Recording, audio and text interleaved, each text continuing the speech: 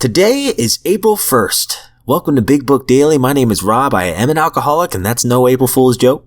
Welcome to another episode as we journey through the Big Book of Alcoholics Anonymous and the 12 Steps and 12 Traditions. Today out of the Big Book, we're going to be reading personal stories from Pioneer number 9, and the chapter's called The Keys to the Kingdom. We're going to be reading pages 268 through 270. And out of the 12 and 12, we are going to journey through step 11 a little bit more by finishing off page 100.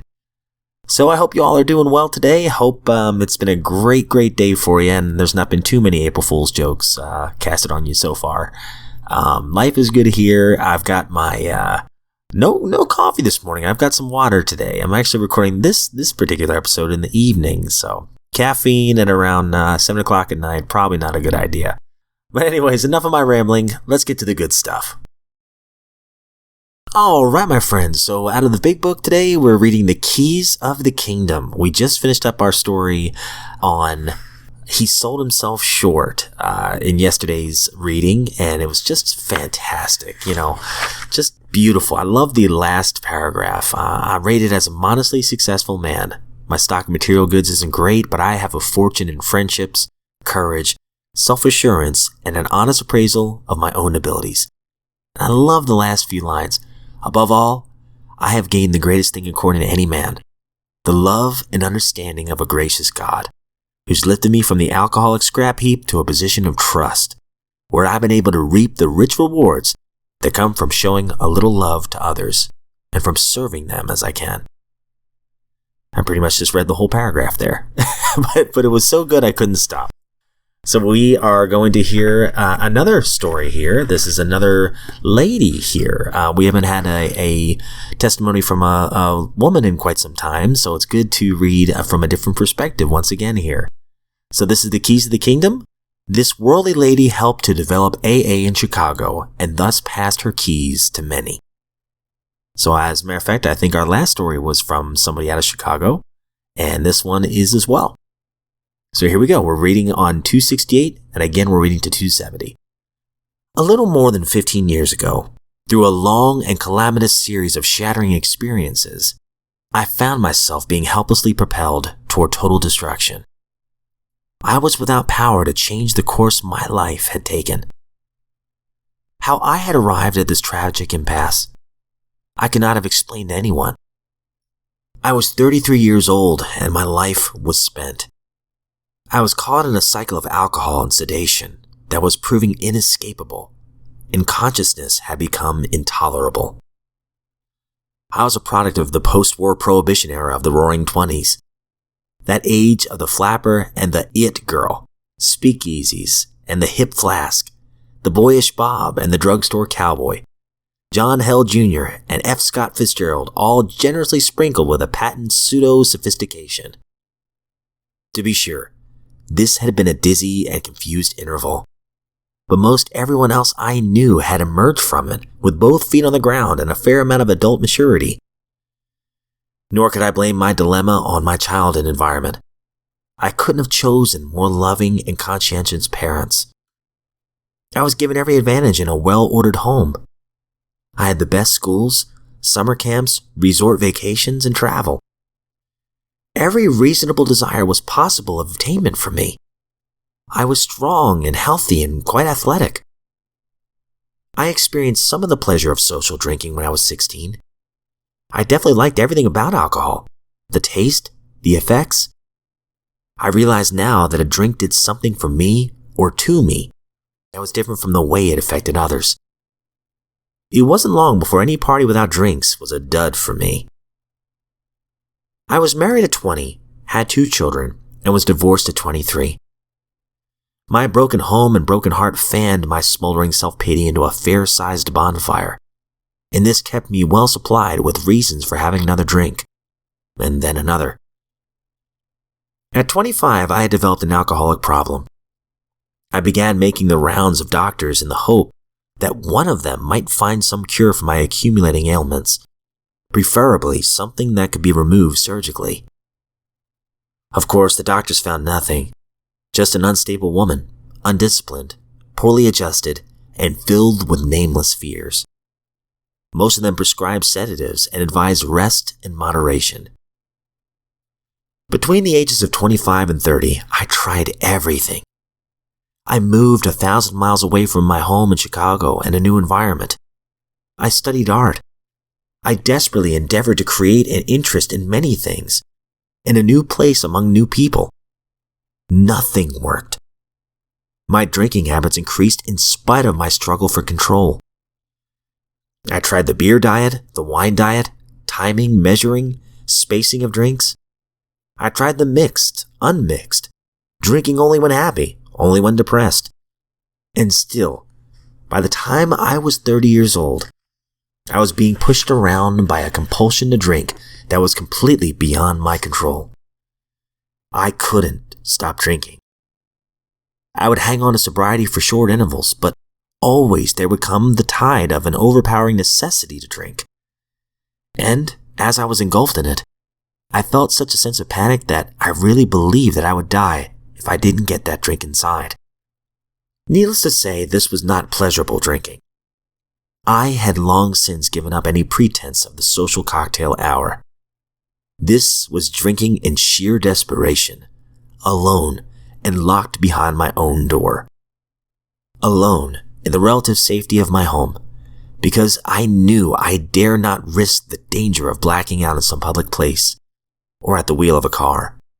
I could no longer gauge my capacity, and it might be the second or the 10th drink that would erase my consciousness.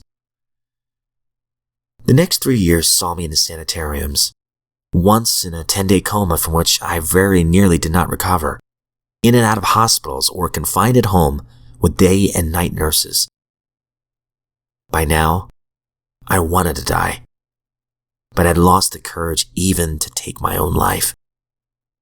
I was trapped, and for the life of me, I did not know how or why this happened to me. And all the while, my fear fed a growing conviction that before long, it would be necessary for me to be put away in some institution. People didn't behave this way outside of an asylum. I had heart sickness, shame, and fear bordering on panic, and no complete escape any longer except in oblivion. Certainly now, anyone would have agreed that only a miracle could prevent my final breakdown. But how does one get a prescription for a miracle? Alright, my friends, so we will stop there on the bottom of page 270. We'll definitely come back to this in just a minute. Alright, my friends, so out of the 12 and 12, we have been making our journey through step 11, which is sought through prayer and meditation to improve our conscious contact with God as we understood Him, praying only for the knowledge of His will for us and the power to carry that out. And yesterday we were talking about the beautiful metaphor that's displayed on page 100. That says here, as though lying upon a sunlit beach, let us relax and breathe deeply of the spiritual atmosphere with which the grace of this prayer surrounds us. And we were referring to the St. Francis prayer. I love this line. Let us look now upon the sea and ponder what its mystery is, and let us lift our eyes to the far horizon, beyond which we shall seek all those wonders still unseen. And I like how this passage is self-aware. Shucks, says somebody, this is nonsense. This isn't practical. So we are going to build on this revelation right here on 100. Halfway down. When such thoughts break in, we might recall, a little ruefully, how much store we used to set by imagination as it tried to create a reality out of the bottles. Yes, we reveled in that sort of thinking, didn't we? And though sober nowadays, don't we often try to do as much the same thing? Perhaps our trouble was not that we used our imagination. Perhaps the real trouble was our almost total inability to point imagination toward the right objectives. There's nothing the matter with constructive imagination. All sound achievement rests upon it. After all, no man can build a house until he first envisions a plan for it. Well, meditation is like that too. It helps to envision our spiritual objective before we try to move toward it. So let's get back to that sunlit beach, or to the plains, or to the mountains, if you prefer. When by such simple devices we have placed ourselves in a mood in which we can focus undisturbed on constructive imagination, we might proceed like this. Once more we read our prayer, and again we try to see what its inner essence is. We'll think now about the man who first uttered the prayer. First of all, he wanted to become a channel. Then he asked for the grace to bring love, forgiveness, harmony, truth, faith, hope, light, and joy to every human being that he could. All right, so I read an extra paragraph there, guys. That was free of charge. But going back to it, definitely using our imagination in a constructive way. I mean, what's wrong with using our imagination to try to better ourselves? And just breaking down this prayer even further. St. Francis, he wanted to become a channel of thy peace. And then he asked for grace to bring love, forgiveness, harmony, truth, faith, hope, light, joy to every human being he could. So we're breaking down the motives here of this prayer. Okay, so we're breaking it down step by step. What is this prayer really saying? How can we apply these bits and pieces to our lives? So I like this. It's not necessarily thinking of nothing. It's breaking it down in a practical way. And then going back to the big book real fast, I am so thankful once again. This is the second or third story that we've seen here where our fellow alcoholic here did not have a bad childhood. Not bad at all. She talks about it. She says, I had the best schools, summer camps, resort vacations, and travel. Every reasonable desire was possible for attainment for me. I was strong and healthy and quite athletic. She drank socially for a little while, but you can see it. It seems like right after the divorce, her drinking gets more and more intense. And again, I'm mind reading here. I'm not exactly sure if this was the main motivation, but heartbreak, I definitely drank over that. Used that as an excuse for a long time, numbing that pain. And maybe that's why she's picked this up and it's turned on her. But certainly between the ages of 25 and 30, we can see that she's drinking for oblivion now. My drinking habits increased in spite of my struggle for control. And here we see the common themes here, the recurring themes, all the different experiments that she tried to control her drinking. Beer diet, wine diet, timing, measuring, spacing of drinks, mixed, unmixed, drinking only when happy, only when depressed. I can really relate to a lot of these. But my heart also breaks for her too, because I know the desperation that she's talking about. And unfortunately, back then, there was not a lot of support. I mean, AA was just being founded. So she spent a lot of time in sanitariums, and it got so bleak, her drinking for oblivion, that she contemplated suicide. And she felt like a failure because she didn't even feel like she had the courage to do that. And so my heart really breaks for her. But hey, she's in this book for a reason. Her story is in this book for a reason. And if I were a betting man, I have a feeling she's going to turn it around. Or maybe the God of my understanding or the God of her understanding turns it around for her. So there is always hope. Again, I don't speak on behalf of AA or anything like that. I am just a friend in recovery. But if you've ever felt down like she's felt, that low, where you're even contemplating taking your own life, please know there are people who love you.